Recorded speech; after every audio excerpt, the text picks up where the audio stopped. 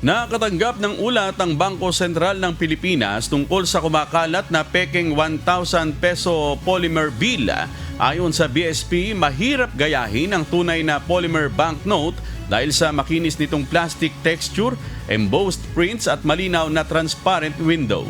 Gayunman, nagpaalala pa rin ang BSP sa publiko na maging maingat at huwag gumamit ng peking pera dahil may parusang 4 hanggang 12 taon na pagkakakulong at multa hanggang 2 milyong piso ang sinumang mahuhuli.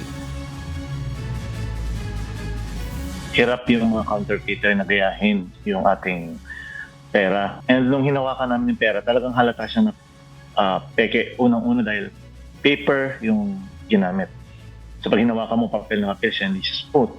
Yung, like yung sa pera kasi natin, may window kasi siya na part o window panel. So doon sa paper na fake money na hinawakan natin, pag hawak mo na gano'n, instead of one smooth surface, sa kanya masasalat mo yung pinagdugtungan ng plastic. So, pinagdugtong lang yun na plastic para magkaroon ng window. Unlike yung polymer talaga natin is one smooth surface siya.